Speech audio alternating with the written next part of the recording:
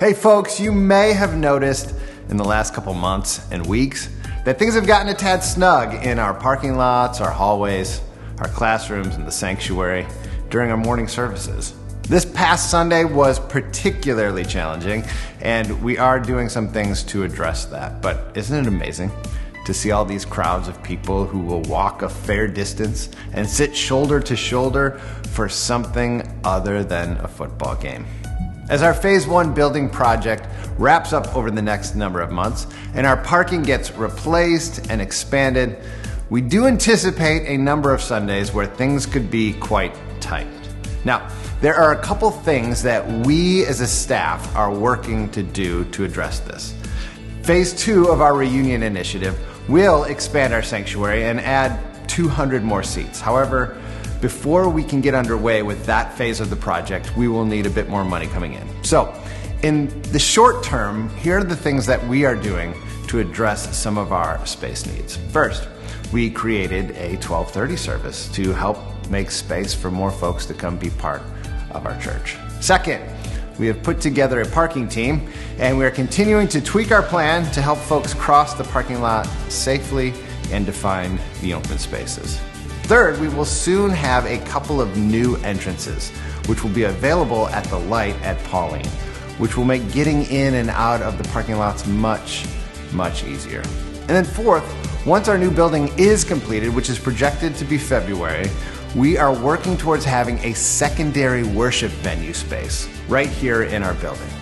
And this space is being designed right now, and we are discussing some incentives, some tasty incentives that we think will make that venue an amazing option for folks who still want to come at 9:30 and 11, but would like a little bit more elbow room. Now, there are a couple of things that you can do that will help us in the weeks to come. First, please keep being flexible. If you're part of a group that meets in this building, be flexible with the spaces that are available.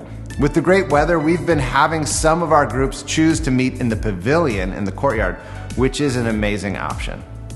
Second, park creatively. There are some spots that you might not be aware of, and so we have this image here with some things highlighted so that you can see them.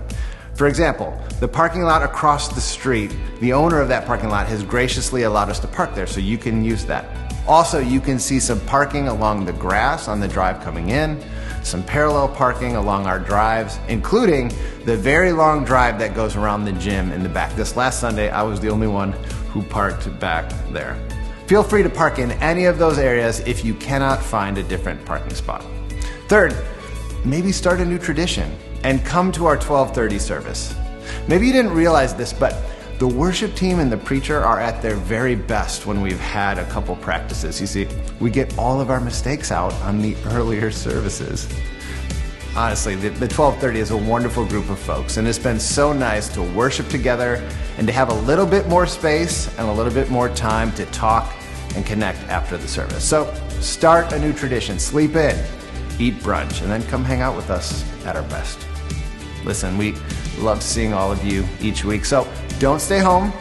Just keep showing up, working with us, praying, serving, giving, and inviting others to be part of this amazing church.